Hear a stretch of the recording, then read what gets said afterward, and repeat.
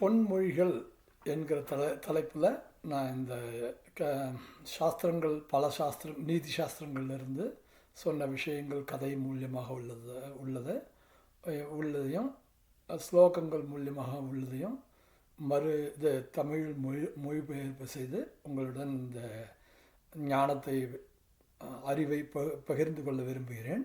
இது யாரையும் மனிதனை குறிப்பிடுவதில்லை. எதெல்லாம் விளக்கணும், அவாய்ட் பண்ணணும் அப்படின்னு சொல்கிறா. துர்நடத்தையுள்ள மனைவி, அதாவது நடத்தை கெட்ட மனைவி. அப்புறம் பொய்யான நண்பன், நம்பத்தகாத பணியாள். அப்புறம் பாம்பு புகுந்த வீடு. இதெல்லாம் மனிதனுக்கு மரணத்தை கொடுக்கும். அதனால் அதை தவிர்க்கணும். அப்புறம்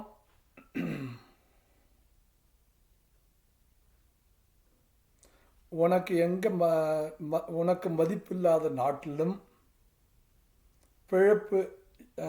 பிழைக்க வழி இல்லாத நாட்டிலும் நண்பன் இல்லாத இடத்திலும் அறிவை வளர்த்து கொள்ள முடியாத இடங்களிலும் வசிக்கக்கூடாது.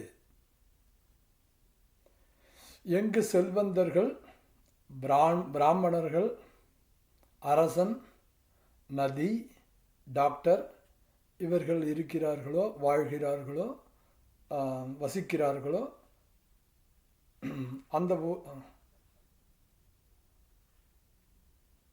அந்த ஊரில் நீ வாழ்வது நன்று.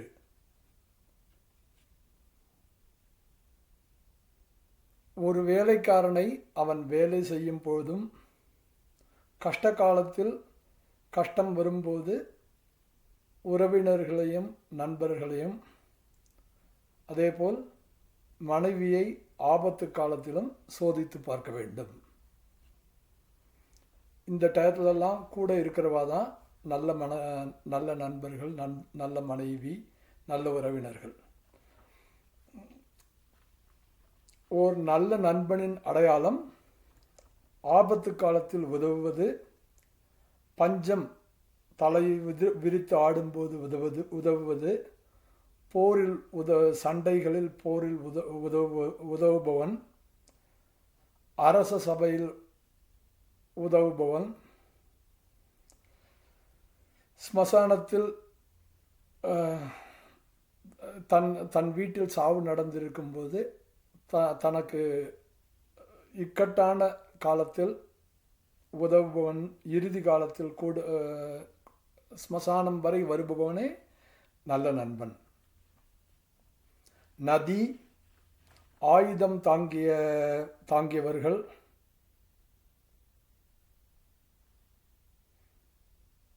குளம்பு கொம்பு உள்ள பிராணிகள், பெண்கள், பணக்காரர்கள் இவர்களை நம்பாதே. பெண்களுக்கு ஆண்களை விட 2 மடங்கு உணவும், 4 மடங்கு வெட்கமும், 6 மடங்கு தைரியமும், 8 மடங்கும் ஆசையும் இருக்கும். பெண்களிடம் பொதுவாக 7 குறைபாடுகள் இருக்கும். அது எல்லா பெண்களிடம்னு சொல்ல முடியாது. அது 7 என்னெல்லாம்னா, அது காணப்படலாம்: பொய்மை, வேகம், தந்திரம், முட்டாள்தனம், பேராசை, தூய்மையின்மை, கொடுமை.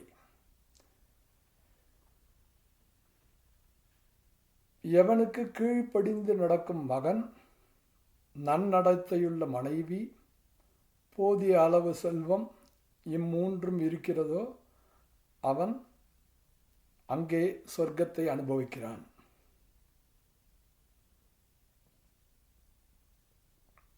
எவன் தன் தந்தையின் ஆசையை நிறைவேற்றுகிறானோ அவனே மகன். தன் மகன்களை ஆதரிப்பவனே தகப்பன்.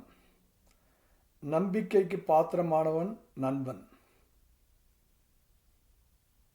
எவளின் சேர்க்கையினால் கணவன் திருப்தியும் அமைதியையும் அடைகிறானோ அவளே மனைவி.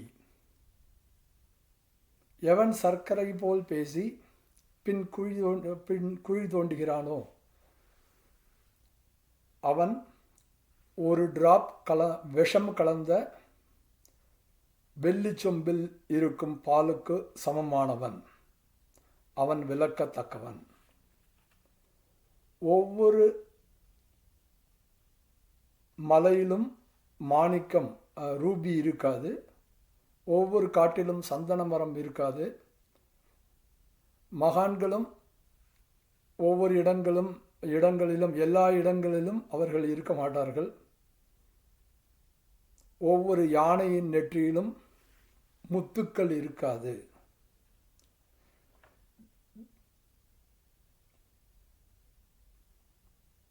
தினந்தோறும் பாடம் கற்றுக்கொள்ளுங்கள். ஒரு ஸ்லோகமோ அரை ஸ்லோகமோ ஒரு பதமோ அல்லது ஒரு எழுத்தோ படியுங்கள். உங்கள் நாட்கள் தானம், படிப்பு, ஒரு நல்ல ஒரு நோபல் ஆக்டிவிட்டி, பயஸ் ஆக்டிவிட்டி இல்லாமல் உங்கள் நாட்கள் கழியாமல் பார்த்து கொள்ளுங்கள். மனைவியிடமிருந்து விவாகரத்து, பிரிவு அல்லது பிரிவு, குடும்ப நபரால் அவமானம், எதிரியை போரில் உயிரோடு விடுவது, ஒரு கெட்ட அரசனுக்கு பணிவிடை செய்வது, ஏழ்மை, நன்கு பராமரிக்கப்படாத சபை, சான்றோர்கள் இல்லாத சபை, இவை ஆறும் மனிதனை நெருப்பில்லாமலேயே சுடும். தண்ணீரின் அருகில் இருக்கும் மரம், பிறர் வீட்டில் வசிக்கும் பெண் ஆர் மனைவி, மந்திரிகள் இல்லாத அரசன், இவர்கள் விரைவில் அழிவார்கள்.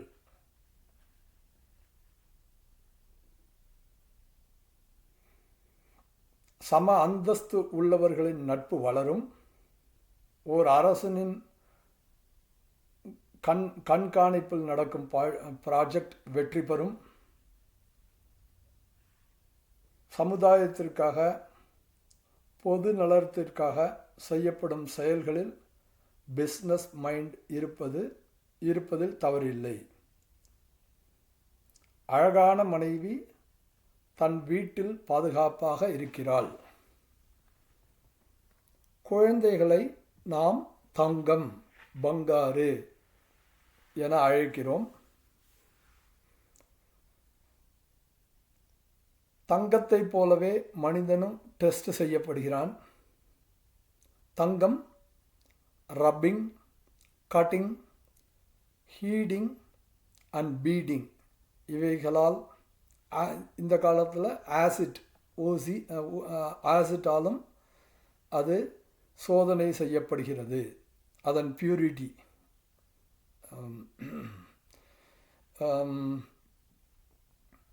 ஷியாமிகா, சம்ஸ்கிருதத்தில் ஷியாமிகா என்று கூறுவார்கள்.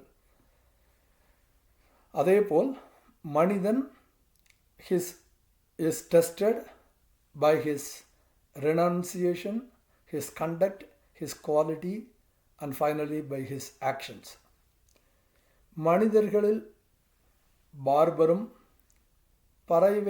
பறவைகளில் காகமும், மிருகங்களில் நரியும், பெண்களில் பூக்காரியும், கன்னிங் நேச்சர் உடையவர்கள். தானம்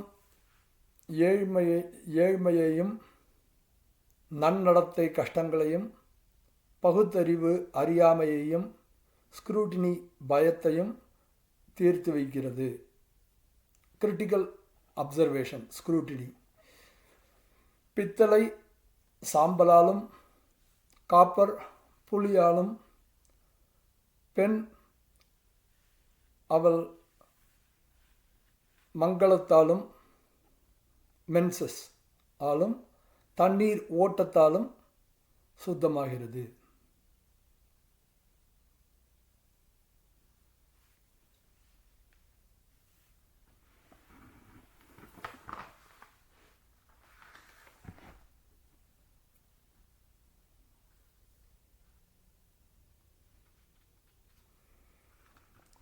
மனிதன் பிராணிகளிடமிருந்து கற்க வேண்டியவை ஒரு 18 இருக்கின்றன. அவைகள் ஒன்றை சிங்கத்திடமிருந்தும், ஒன்றை கொக்கிடமிருந்தும், 4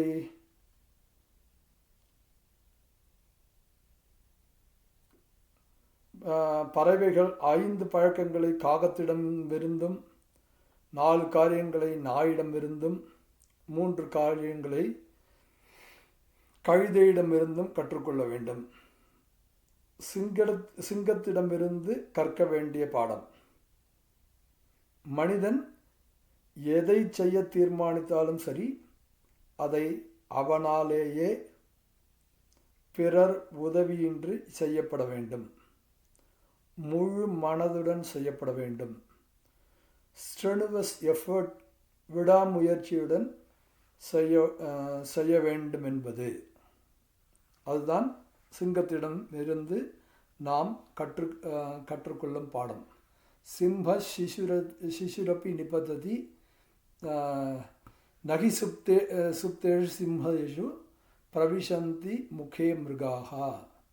நகி சுப்தஸ்ய சிம்ஹஸ்ய பிரவிசந்தி முகே மிருகாக. சிங்கம் எவ்வளோதான் பலசாலியாக இருந்தாலும் சரி, காட்டு அரசனாகவும் இருந்தாலும் சரி, அதனுடைய அதனுடைய சாப்பாடு அதனுடைய வாயில் வந்து விழாது. அதற்கு அந்த மான்கள் அதனுடைய வாயில் வந்து விழாது. அதுதான் வேட்டையாடி உணவை தேடிக்கொள்ள வேண்டும். கொக்கிடமிருந்து கற்க வேண்டிய பாடம். இந்திரிய நிகிரகம், control of the sense organs. ஒருவன் தன்னுடைய இடம், நேரம், திறமை இவற்றின் அறிவை பெற்று ஒரு காரியத்தை செய்து முடிக்க வேண்டும். சேவலிடமிருந்து நாம் கற்க வேண்டிய பாடம். அதிகாலையில் எழுந்திருத்தல்,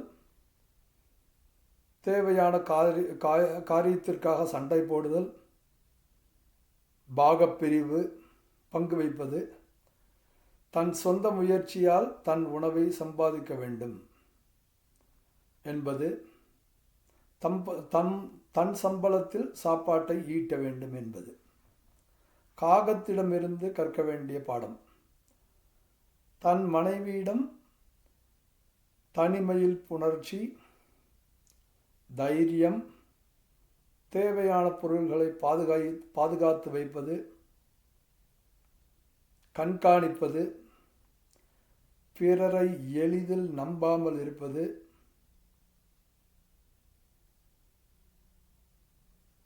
போன்றவை.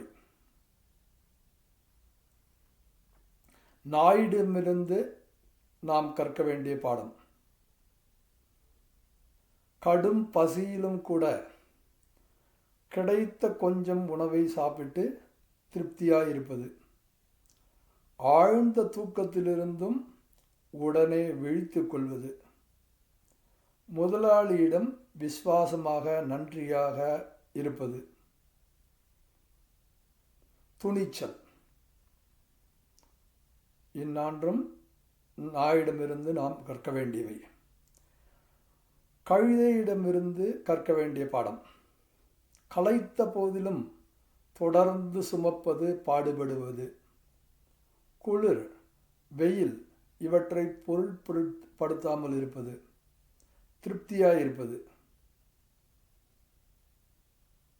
புத்திசாலி தன் நஷ்டத்தையும் மனக்கவலைகளையும், தன் மனைவியின் கெட்ட நடத்தையையும் துரதிருஷ்டத்தையும், பிறர் தன்னிடம் கூறிய இரகசியத்தையும் பிறரிடம் கூறக்கூடாது.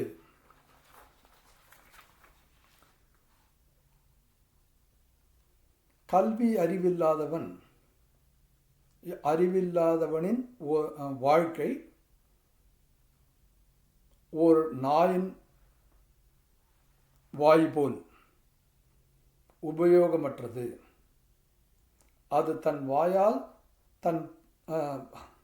கல்வி அறிவில்லாதவனின் வாழ்க்கை ஓர் நாயின் வால் போல் உபயோகமற்றது. அது தன் வாளால் தன் பின்பக்கத்தையும் மறைக்க முடியாது.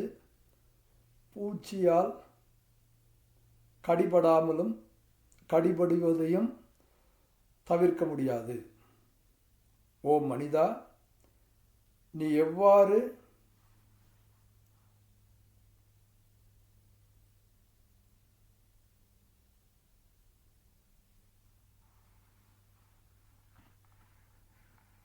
பூவிடம் வாசத்தையும்